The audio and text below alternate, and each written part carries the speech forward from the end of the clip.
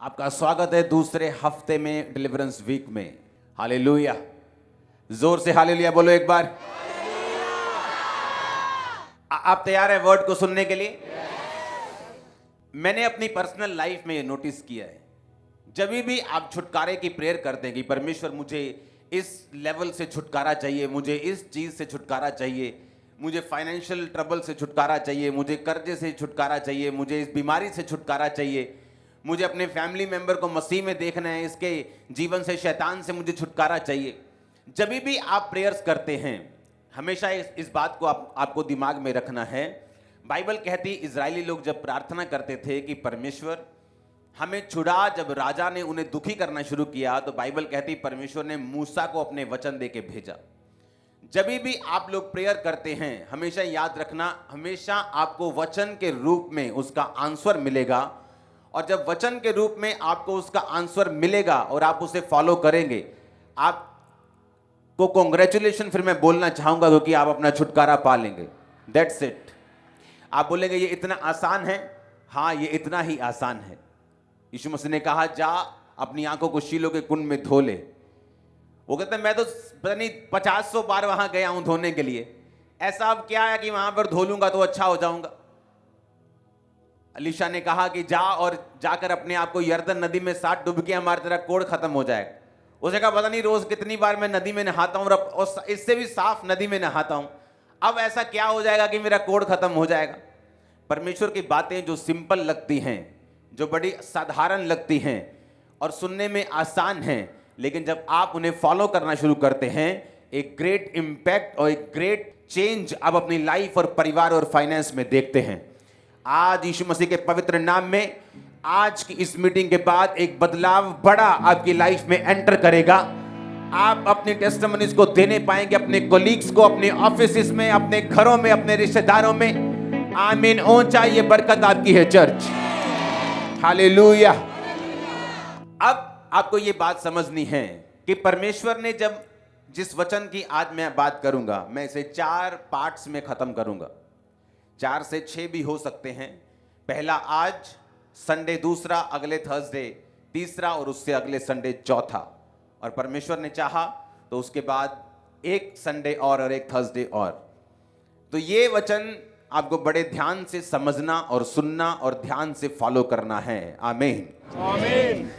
परमेश्वर किस तरह से चर्च में काम करता है, किस तरह से वो एक विश्वासी की लाइफ में काम करता है। बाइबल कहती है, पौलुस ने कहा अपने अपने उद्धार के विषय में काम करते जाओ। इसका मतलब क्या? उद्धार तो यीशु मसीह ने कर दिया। आपने यीशु मसीह को अपना उद्धारकर्ता ग्रहण कर लिया कि नहीं किया? किया है ना, इसलिए आप प्रभु भोज ले रहे हो। लेकिन बाइबल कहती है कि अपने उद्धार के विषय में काम करते जाओ। अगर एक बार मेरा उद्धार हो गया, मैंने जीसस क्राइस्ट को अपना उद्धारकर्ता ग्रहण कर लिया, स्वर्ग का अधिकारी बन गया, मैं स्वर्ग जा रहा हूं, आप स्वर्ग जा रहे हैं, जब यीशु मसीह लेने के लिए आएंगे हमें जीवित लेके जाएंगे। अगर हम ये बात पे विश्वास करते हैं तो बाइबल क्यों कहती है कि अपने अपने उद्धार के विषय में अब तुमको काम करना है? इसका मतलब कोई ऐसा काम है जो विश्वासी को परमेश्वर, एक विश्वासी को, एक पास्टर को एज ए बिलीवर वो आपको सौंपता है, जो आपको करना है, ताकि वो योजना, वो डेस्टिनी जिसके लिए आप बुलाए गए हैं, उद्धार पा लिया, ये तो शुरुआत है। आपने परमेश्वर को ग्रहण किया, ये तो शुरुआत है। परमेश्वर ने आपको अपने पास बुलाया है किसी बड़े काम के लिए, लेकिन वो काम आप हासिल नहीं कर सकते, वो बुलाहट आप हासिल नहीं कर सकते जब तक आप अपने उद्धार के विषय में काम नहीं करेंगे। अब काम आपको कैसे करना है, ये 6 हफ्तों में, 7 हफ्तों में इसी विषय में हम बात करेंगे कि आपको अपने उद्धार के विषय में काम कैसे करना है और क्या करना है। एक चेले 3, पतरस, याकूब और यूहन्ना, दूसरे चेलों से ज्यादा आशीषित, ज्यादा अनॉइंटेड, ज्यादा असरदार, ज्यादा रिजल्ट पौलुस के पास जो कलीसियाएं थी, बाइबल कहती है किसी ने भी इतनी कलीसियाएं स्थापित नहीं की थी, इतना सुसमाचार नहीं सुनाया था जो पौलुस ने सुनाया था। कारण यह नहीं था कि पौलुस परमेश्वर से कुछ स्पेशल ग्रेस लेके आया था। बाइबल कहती है आप जब विश्वासी बनते हैं, मैं जब विश्वासी बना, हर एक विश्वासी को मेजर ऑफ फेथ, एक विश्वास का मापदंड, एक विश्वास का माप, यानी कि हम सब के लिए जब हम मसीह में आए तो एक एक कटोरा हमें विश्वास का दिया जाता है।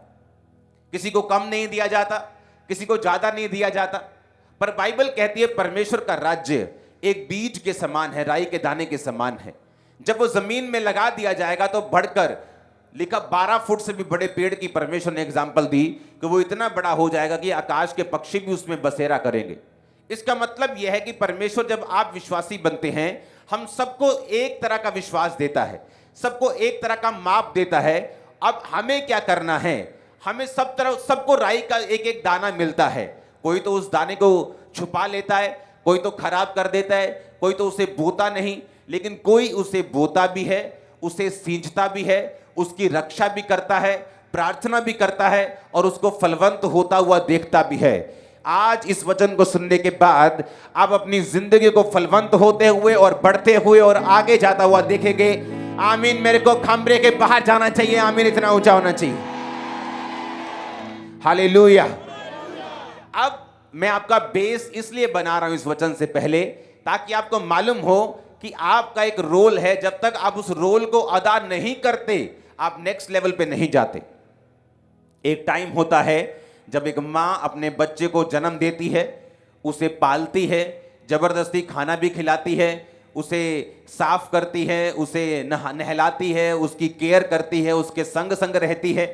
लेकिन जब वो बच्चा बड़ा हो जाता है, तब माँ ये चाहती है कि अब बच्चे की वो केयर नहीं करे, बच्चा उसकी केयर करे। वो बाजार से सामान लेके आए, वो घर की रक्षा करे, वो घर के लिए काम करे, वो अपनी माँ को फॉलो करे, माँ की रक्षा करे। वैसे ही जब आप परमेश्वर में आते हैं, परमेश्वर आपकी केयर करता है, वो आपको सुरक्षित रखता है, वो आपको बचा के रखता है, वो आपको ब्लेस करके रखता है। लेकिन जब आप बड़े हो जाते हैं मसीह में, कुछ समय हो जाता है, 3 साल 4 साल 5 साल, अब आप अडल्ट यंग हो गए, अब आप यंग हो गए। परमेश्वर अब चाहता है कि जो केयर वो आपकी करता था, अब ऐसा नहीं चलेगा। आपको विश्वास के साथ चलना होगा, काम करके चलना होगा, अपने उद्धार के विषय में खुद काम करना होगा और स्टेप आगे बढ़ाने होंगे, ताकि जिस काम के लिए प्रभु ने आपको बुलाया वो काम आपकी जिंदगी में पूरा हो सके। आमीन। अब बात यह है कि क्यों एक चेला ज्यादा अनॉइंटेड और दूसरा चेला कम? क्यों एक सेवकाई ज्यादा फलवंत और दूसरी उससे कम और कोई तो बिल्कुल फलवंत नहीं? कारण परमेश्वर नहीं है, कारण वो व्यक्ति है जो परमेश्वर के साथ चल रहा है। किस तरह का व्यक्ति? यीशु मसीह ने कहा जब बीज बोया जाएगा, कई बीज तो शैतान उठा के लेके जाएगा, कोई बीज झाड़ियों के बीच में गिरेगा, थोड़ा सा फूलेगा लेकिन फिर दब जाएगा, कोई पत्थर के गहरी मिट्टी ना जहां होगी वहां बीज जाएगा और जब सूर्य निकलेगा वो बीज सूख जाएगा। कोई अच्छी भूमि पे गिरेगा, 30 गुना 60 गुना और 100 गुना फल लेके आएगा। अच्छी भूमि पर गिरने के बाद भी वो बीज सब एक जैसा फल नहीं लेके आ रहे, कोई 30 गुना लेके आ रहा है, कोई 60 गुना लेके आ रहा है, कोई 100 गुना लेके आ रहा है। अब ये मुझ पे आप पे निर्भर करता है कि हम परमेश्वर के वचन को कितना सीरियसली लेते हैं और अपनी जिंदगी में कैसा फल हम चाहते हैं। अब मैं वचन को शुरू करता हूं, प्रेरितों के काम 1 उसकी 20 से 22 आयत। ये उस समय की बात है जब यहूदा इस्करियोती ने यीशु मसीह को पकड़वा दिया चांदी के 30 सिक्कों में। उसे पता क्या लगता था? जो ज्यादा चालाक होते हैं कई बार मारे जाते हैं। उसे लगता था कि यीशु मसीह का कोई कसूर ये साबित नहीं कर पाएंगे। यीशु मसीह के पास पावर है लंगड़ों को चलाने की। मैंने खुद देखा यीशु मसीह के पास पावर है अंधों को दिखाने की। जब यीशु मसीह को पकड़ने के लिए आएंगे, ये अंधे हो जाएंगे तो मुझे पैसा मिल जाएगा। वो लालची था, तो उसने सोचा कि यीशु मसीह का पता ही देना है कि वो वहां बैठे है, इसमें क्या प्रॉब्लम है, वो जीवित परमेश्वर अपने आप को खुद बचा लेगा, मेरा फायदा हो जाएगा। लेकिन उसे मालूम नहीं था कि वो एक शैतानी प्लान का हिस्सा बन रहा है, क्योंकि जीसस क्राइस्ट ने कहा था धन्य है, अगर धन्य होता, भला होता कि वो मनुष्य पैदा ही ना होता, क्योंकि जिसने मुझे पकड़वाया है उसका पाप बड़ा है। और जब वो पकड़वाया गया तो जब उसने देखा कि यीशु मसीह ने अपने आप को छुड़ाया नहीं, क्योंकि उसे मालूम नहीं था कि ये परमेश्वर का प्लान है कि वो 3 दिन अपने आप को नहीं छुड़वाएगा, मारा जाएगा, गाड़ा जाएगा, तीसरे दिन मुर्दों में से जी उठेगा। उसे ये मालूम नहीं था। जब यीशु मसीह पकड़वाए गए, उसने जाकर अपने आप को फांसी दी और वो मर गया। और भजन संहिता का वचन पूरा हुआ, प्रेरितों के काम 1 उसकी 20 से 22। भजन संहिता में लिखा है उसका घर उजड़ जाए, उसमें कोई ना बसे और उसका पद कोई दूसरा ले ले। ये वचन पतरस ने पढ़ा, क्योंकि हुआ क्या, जब यहूदा इस्करियोती मर गया तो चेले 12 के 11 रह गए। तो उन्होंने सोचा जो परमेश्वर ने इस्टेब्लिश किया है उसको हम तोड़ेंगे नहीं। अगर चेले 12 चुने थे तो हम उसे 12 ही रखेंगे।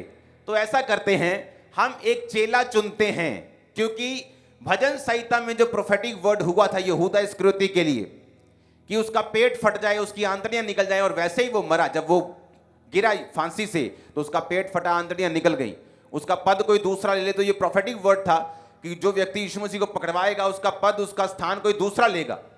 तो पतरस ने कहा कि अब इसलिए जितने दिन तक प्रभु यीशु हमारे साथ आते जाते रहे, अर्थात यूहन्ना के बपतिस्मे से लेकर उसके हमारे पास से उठाए जाने तक जो लोग हमारे साथ बराबर आते जाते रहे, उचित है उनमें से एक व्यक्ति हमारे साथ जो उसके जी उठने का गवाह हो जाए।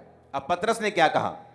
उसने कहा कि अब ऐसा करो, एक चेला चुनते हैं और वो चेला जो होगा हमारे साथ परमेश्वर के जी उठने का गवाह होगा। पर उस चेले की काबिलियत क्या होनी चाहिए? उसने कहा जितने दिन तक प्रभु यीशु मसीह हमारे साथ रहे, यूहन्ना के बपतिस्मे से लेकर उठाए जाने तक, यानी जीवित उठाए जाने तक, जो लोग बराबर हमारे साथ रहे। उसने ये नहीं कहा कि तुम में से जो सबसे ज्यादा जो स्पिरिचुअल है, जो आंखें बंद करके प्रार्थना करता है, जिसने 120 रोजे रखे हुए हैं।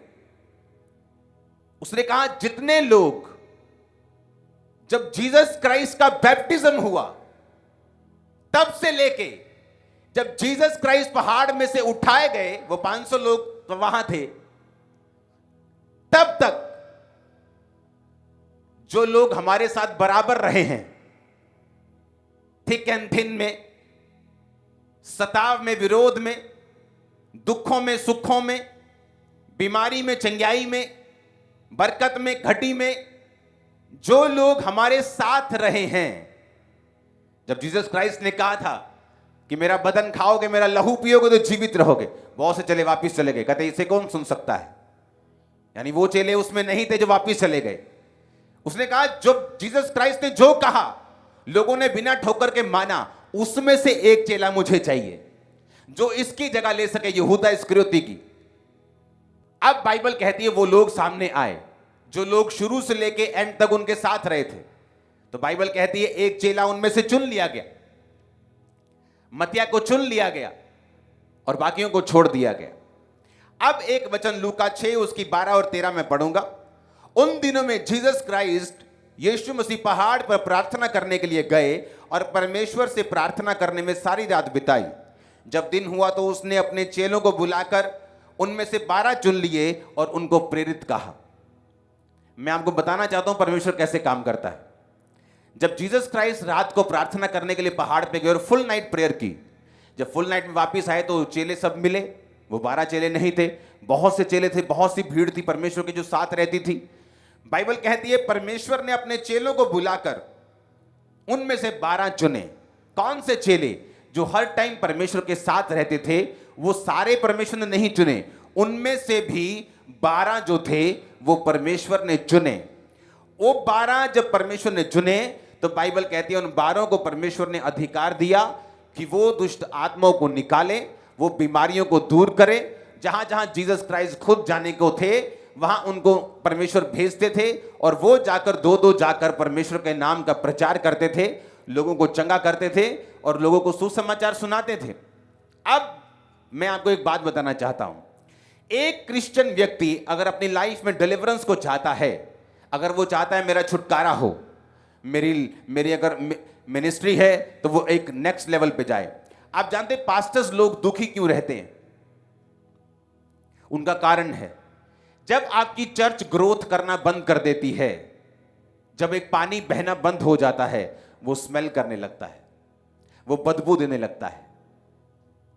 कभी पानी देखो खुला छोड़ दो, बिल्कुल साफ पानी बॉटल में से निकालो, हाँ फ्रांस का पानी निकालो 500 रुपए लीटर, उंडेल दो 10 लीटर, थोड़ी देर बाद देखो क्या होता है, मच्छर बैठना शुरू हो जाएगा, बदबू आनी शुरू हो जाएगी, पानी गंदा होना शुरू हो जाएगा। आपने कुछ गंदगी नहीं डाली, साफ बर्तन में डाला है, लेकिन फिर भी वो गंदा हो गया क्योंकि उसने बहना बंद कर दिया। नदी का पानी जिसमें मिट्टी भी गिरती है, जिसमें पत्थर भी हैं, मछलियां भी हैं, आप देखोगे कई नदियों का पानी इतना साफ है कि आप वो आर पार देख सकते हैं, उसे पी सकते हैं, आपको कोई प्रॉब्लम नहीं होगी, बल्कि आपकी हेल्थ अच्छी होगी। पास्टर्स दुखी रहते क्यों? क्योंकि उन्होंने ग्रोथ करना बंद कर दिया, उन्होंने ग्रो करना बंद कर दिया। अब वही लोग हैं 50, वही 100, वही 200, अब किसी की लाइफ में तो टेस्टिमनी 5 साल में बननी है, वो हर महीने हर हफ्ते पास्टर को आके तंग कर रहा है मेरे लिए प्रेयर करो, और पास्टर को करनी पड़ रही क्योंकि वो 200 लोगों में ही है, तो इसीलिए उसका फेथ और उसकी लाइफ जो है वो इफेक्टेड रहती है और वो परमेश्वर में बढ़ नहीं पाता। अब बहुत सी ऐसी चीजें हैं, बहुत से ऐसा छुटकारा है जो आपका फाइनेंस का है, आपको नहीं मालूम परमेश्वर आपको इस दुकान से अगली दुकान में लेके जाना चाहता है, वो आपके बिजनेस को चेंज करना चाहता है, वो आपके फाइनेंस को ब्लेस करना चाहता है। लेकिन ये सारी चीजें आपको तभी मालूम हो सकती हैं अगर आप स्पिरिचुअल हैं और आप छुटकारे के वचन को जानते हैं, जो अब मैं आपको बताने जा रहा हूं। अब आपको ये बात मालूम होनी चाहिए कि छुटकारा हर एक व्यक्ति को चाहिए। एक मां को चाहिए जब उसका बेटा नशा करता है, उसकी बेटी जब व्यभिचार में जाती है, जब इसका एक पास्टर की कलीसिया बढ़ती नहीं, जब एक फाइनेंस बढ़ता नहीं, जब कर्जे के नीचे होते हैं, जब पढ़ाई में अच्छे नंबर नहीं आते, आपको मालूम नहीं क्या करना है। हर एक व्यक्ति जो इस धरती के ऊपर है उसको छुटकारा चाहिए, चाहे वो किसी भी लेवल पे क्यों ना चला जाए, उसको अगले लेवल पे जाने के लिए छुटकारा चाहिए। अब छुटकारा होगा कैसे?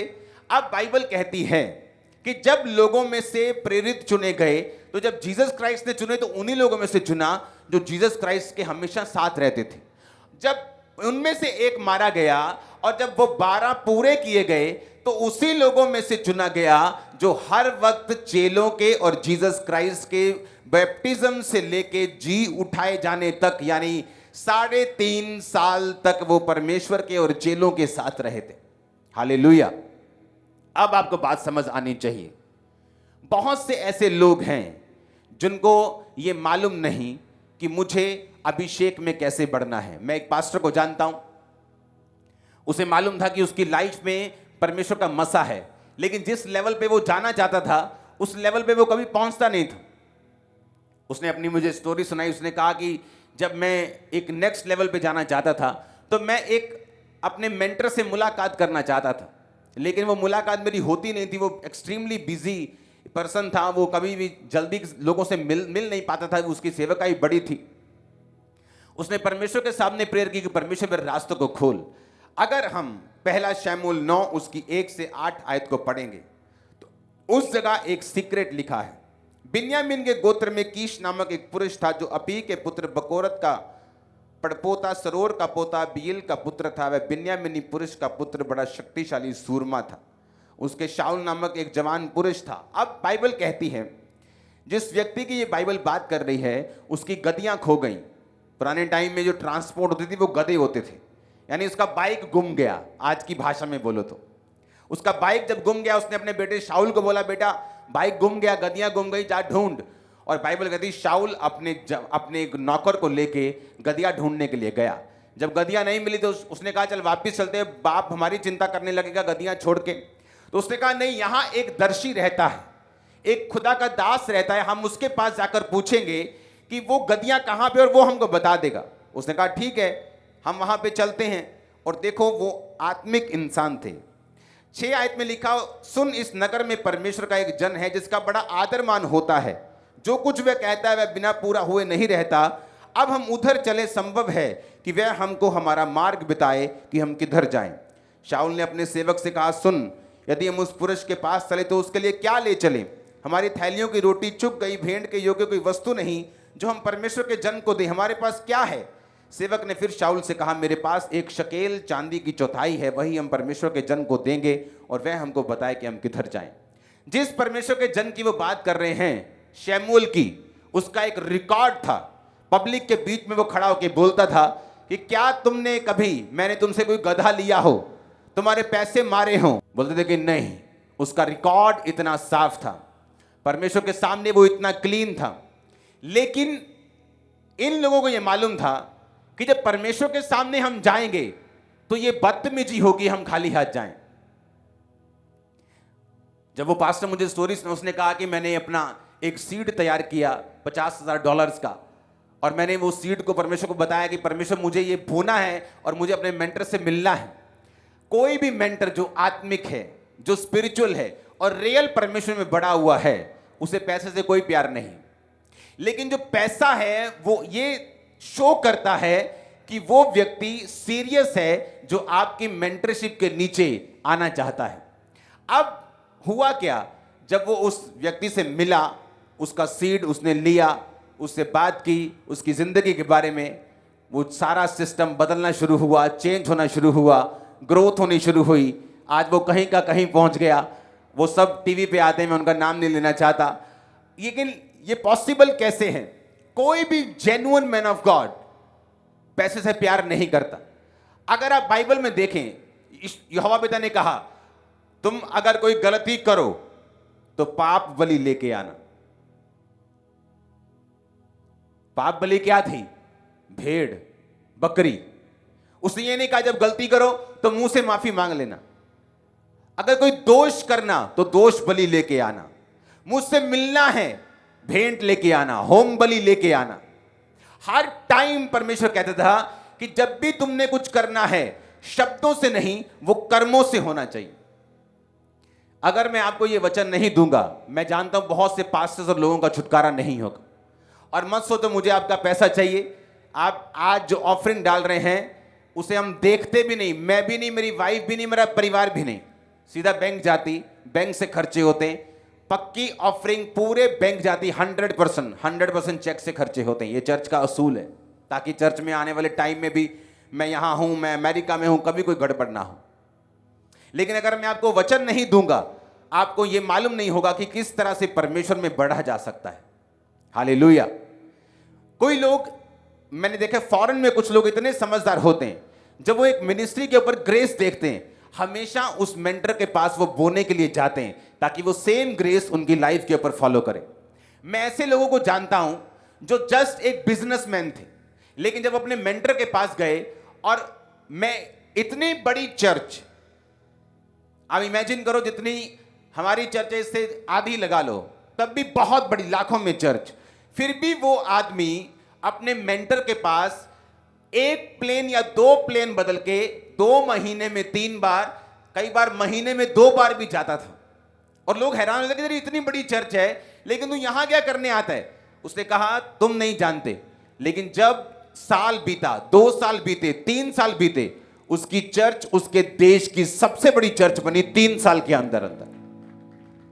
कारण क्या था? कि कौन अच्छा है उसको नहीं चुना, कौन साथ रहा है। जब मूसा का मसा यहोशू को मिला, तो कौन अच्छा है ये नहीं, कौन मूसा के साथ रहा है। मूसा का सगा भाई भी उसके साथ नहीं था जब वो पहाड़ के ऊपर था, यहोशू उसके साथ था। आज लोगों को लगता है कि बस मसा मतलब कि किसी मैन ऑफ गॉड के पास जाएंगे, बोले पापा जी रखिए हाथ मेरे, उसमें हाथ रखाएंगे, मसा ट्रांसफर। ऐसा कभी नहीं होता, ये नॉन बिब्लिकल है। ये लास्ट पार्ट है जो आप पहले मांग रहे हो, ये लास्ट हिस्सा है, ये लास्ट में आता है, आप पहले मांग रहे हो। हम जितना स्पिरिचुअली सेंसिटिव होंगे, क्योंकि अगले ये 4 पार्ट्स अगर आपने सुन लिए, आप बिल्कुल क्लियर होंगे अपनी लाइफ में। क्योंकि जितना आदमी स्पिरिचुअली सेंसिटिव है, स्पिरिचुअली वो समझदार है, उसकी बरकत उतनी ज्यादा है। किसी भी सेवकाई को जब आप बड़ा होते देखते हैं, आपको यह मालूम नहीं होता पीछे स्टेप्स क्या हैं, उसकी ग्लोरी तो दिखती है, स्टोरी क्या है, बैक स्टेज वो कैसा है, अपने घर में वो कैसा है, किस तरह से परमेश्वर ने उसे बढ़ाया है, उसका रीजन क्या है। अब जब वो हर हफ्ते, कई बार महीने में 2 टाइम, 2 महीने में 3 बार, और ये नहीं कि बिल्कुल पास है, दूसरे देश से अपने प्लेन्स को चेंज करना, कभी 1 कभी 2 फ्लाइट्स को चेंज करना, फिर जाना फिर पहुंचना। ये नहीं कि सेवकाई छोटी है, तब भी बड़ी हुई सेवकाई में भी हर टाइम वो इतना मसे में बढ़ गया, वो इतना कैरी करने लगा, इतना रेप्लिकेट करने लगा, इतना ज्यादा ग्रेस को फॉलो करने लगा अपने स्पिरिचुअल फादर की, कि सेम मिरेकल्स होने लगे, और चर्च 3 साल में उस देश का सबसे बड़ा चर्च बन गया। आज तक वो सबसे बड़ा है। हालेलुया। लेकिन कारण क्या? कारण वो कभी भी आपको स्टेज पे नहीं बताएगा।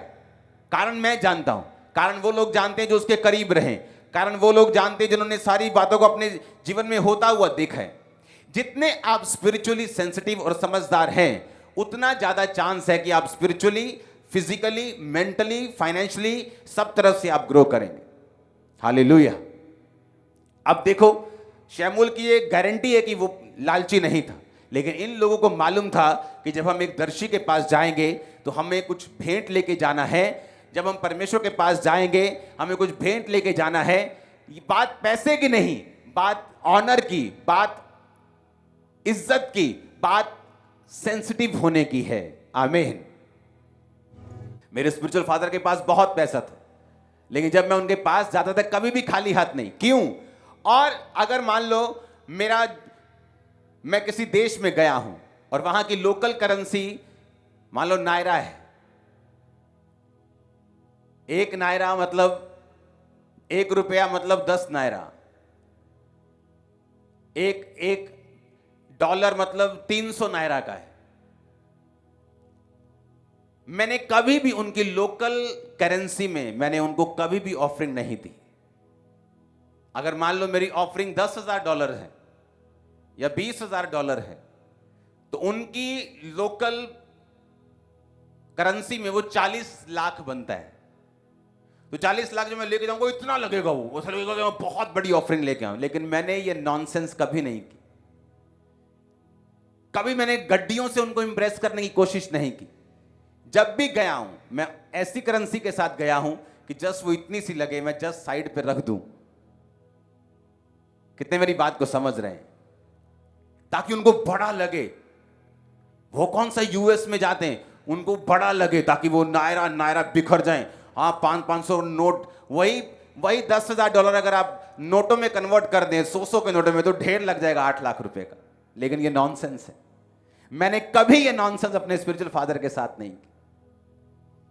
कारण यह है कि जब हम स्पिरिचुअली बुद्धिमान होते हैं, हमें मालूम होता है ग्रेस को किस तरह से कैप्चर करना है, ग्रेस को किस तरह से लेना है और अपनी लाइफ में किस तरह से हमें काम करना है। हालेलुया। अब यहां पर वो चेले चुने गए जो साथ थे। मैंने देखा है आप किस तरह के हैं वो कवर हो जाता है, लेकिन अगर आप साथ नहीं हैं, बहुत से लोग हैं, मैं उनको कभी रिकमेंड नहीं करता। बोलते हैं मुझे आके सेवा करनी है, मैं बोलता नहीं, तुम अपना काम करो। वो बोलते हैं अच्छा, शायद खुदा ने कहा है। वो खुदा ने नहीं कहा, क्योंकि ये ऐसा बड़ा डिसीजन होता है जिसमें मैं ये एक्सपेक्ट करता हूं कि तुम कहो नहीं, मुझे काम नहीं करना, मुझे सेवा करनी है। क्योंकि ये आसान नहीं होता। जब आप सेवा करने के लिए जाते हैं या अपनी लाइफ समर्पित करते हैं तो बहुत से चैलेंजेस होते हैं, बहुत से ट्रबल्स होते हैं। तो वो ट्रबल्स में कोई ये नहीं चाहता कि आपके वर्ड्स को, कि आपने कहा था, कोई ये रिस्क लेना नहीं चाहता। अगर तुमको सेवा करनी है तो मैं अपनी गारंटी पर, अपने चैलेंज पर, अपने रिस्क के ऊपर आना है और सेवा करनी है। हालेलुया। तब बाइबल कहती है जो लोग उनके साथ थे उनमें से एक चुना गया जो शुरू से लेकर एंड तक उनके साथ थे। जीसस क्राइस्ट ने वो लोगों को चुना जो शुरू से लेकर उसके साथ थे। उसके बाद एक चेला जब मर गया, दूसरा चुना, तो वही चुना जो शुरू से लेकर उनके साथ था। वो लोग जो सेवकाई में निरंतर साथ हैं, वो लोग हमेशा जो थिक थिन में, हर मौसम में साथ हैं, हर तरह से साथ हैं। वही परमेश्वर के इस अभिषेक को जो उनके मेंटर्स की लाइफ पे खुदा ने उनको दिया होता है, उनकी लाइफ पे आता है। Hallelujah, hallelujah. आप बहुत गहरी बातों को सुन रहे हैं, आप सेम नहीं रहेंगे। जब हम स्पिरिचुअली बुद्धिमान होते हैं और हमें मालूम होता है कि परमेश्वर का काम करने का तरीका क्या है, चाहे आप कई बार 5 साल एक चीज के लिए प्रार्थना करते रहें, लेकिन बाइबल कहती है जो अधिकार परमेश्वर ने अपने जनों को दिए हैं, उन अधिकारों में से ही आपको परमेश्वर बरकत देता है। आप 5 साल प्रार्थना करते, परमेश्वर मेरी चर्च को बढ़ा, मेरी चर्च को बढ़ा, मेरी चर्च को बढ़ा, लेकिन वो नहीं बढ़ती। लेकिन जब आप एक जीवित चर्च में एक मेंटर के साथ चले जाते हैं, वही चर्च आपकी 1 साल में बढ़ जाती है। और आपने प्रेयर भी नहीं किया अब इतनी कि मेरी चर्च को बढ़ा, क्योंकि हाथी के बच्चे को प्रार्थना करने की जरूरत नहीं, मेरा वेट बढ़े। जिराफ के बच्चे को प्रार्थना करने की जरूरत नहीं, मेरी हाइट अच्छी हो। वो जस्ट उसका बच्चा बन के रहे, हाइट और वेट और बढ़ना ही बढ़ना यीशु मसीह के नाम। आप मेरी बात समझ रहे कि नहीं? आपको जस्ट फॉलो करना है, क्योंकि जो कुछ आपके मेंटर की लाइफ में, वो आपकी लाइफ में आएगा ही आएगा। ये पॉसिबल ही नहीं कि वो ना आए, अगर आप रियल फॉलोअर्स हैं तो। आमीन। और ऐसा जब आप इस विषय को सुन लेंगे 4 हफ्तों में, मैं आपको बता रहा हूं, आप क्लियर होंगे बिल्कुल कि मेरे पास बरकत क्यों नहीं है, है तो इतनी क्यों है, मुझे बढ़ना कैसे है, आगे कैसे जाना है, क्योंकि ये विषय पर कोई जल्दी आपसे बात नहीं करता। मैं कर सकता हूं क्योंकि मैं इस चर्च से ऑफरिंग नहीं लेता। कोई मुझे चैलेंज नहीं कर सकता कि आप इसलिए बता रहे हैं कि आपको ऑफरिंग चाहिए। हालेलुया। लेकिन ये ऐसे वेज हैं, ऐसे तरीके हैं कि आप अपने मेंटर्स की लाइफ में घुस सकते हैं, उसकी अनॉइंटिंग को टच कर सकते हैं। कोई व्यक्ति अधीन रहकर, कोई व्यक्ति अपनी लाइफ को समर्पित करके, कोई व्यक्ति बो के, कोई व्यक्ति काम करके जबरदस्त रीति के साथ रास्तों को खोल के इस अनॉइंटिंग को कवर करता है, अनॉइंटिंग को टच करता है, अपने जीवन में उसी ग्रेस को कैरी करता है जो उसके खुदावंद के दास की जिंदगी के ऊपर है। हालेलुया। अगर मैं यहां पे हूं, खुदावंद ने मुझे यहां बड़ी चर्च दी है, मैं अपने मेंटर के पास 24 घंटे नहीं रह सकता, तो मेरा काम क्या है? रास्तों को साफ करना। मेरा काम क्या है? बोना। मेरा काम क्या है? प्रेयर करना। मेरा काम क्या है? रेगुलर विजिट करना। हालेलुया। ऊंची आवाज में बोलो हालेलुया। ऊंची आवाज में, ऊंची आवाज में। आप सेम नहीं होंगे, कुछ बदलने जा रहा है बड़ा आपकी लाइफ में। मैंने कहा आप सेम नहीं रहेंगे यीशु के नाम में। कुछ बदलने जा रहा है बड़ा आपकी लाइफ में यीशु मसीह के नाम में। आमीन। मेरे कौन सच्चे? मैंने कहा आप सेम नहीं रहेंगे। कुछ बड़ा होने जा रहा है आपकी लाइफ में यीशु मसीह के नाम में। Hallelujah, hallelujah.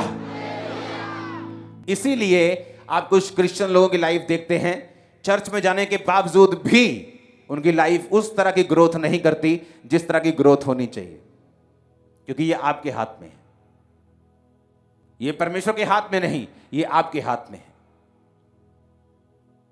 लोगों को मालूम नहीं पास्टर्स की और मेंटर्स की वैल्यू उनकी लाइफ में क्या है, क्योंकि उनको लगता है कि पास्टर का मतलब जो वचन सुनाता है। नो, ये उसका मतलब नहीं।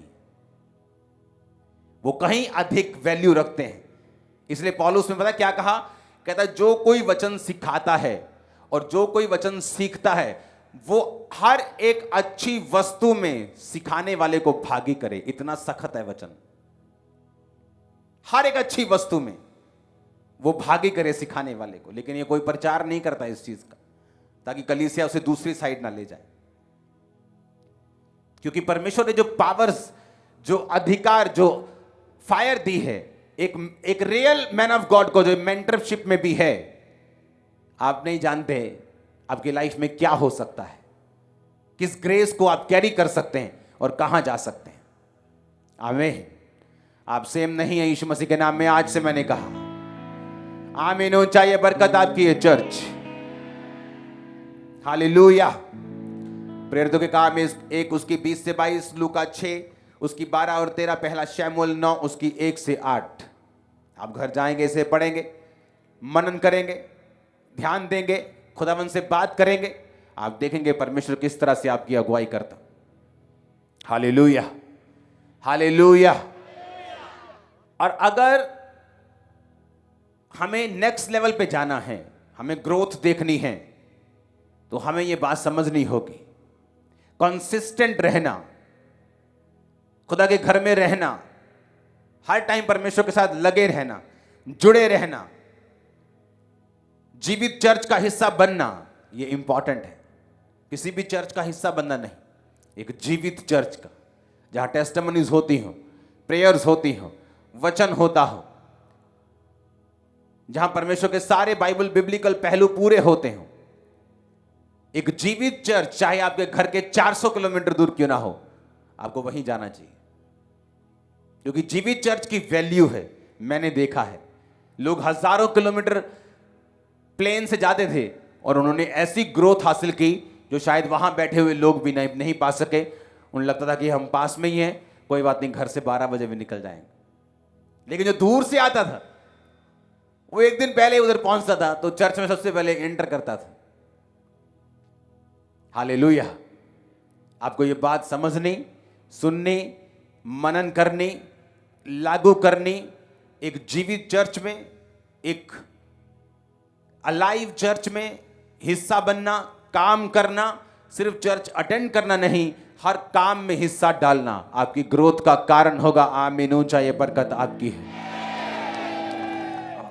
परमेश्वर के दास के द्वारा टीचिंग्स को सुनने के लिए, अनाउंसमेंट्स और अपडेट्स को जानने के लिए आप हमारे YouTube चैनल को सब्सक्राइब करें और साथ में बेल आइकन को दबाएं ताकि जब भी कोई नई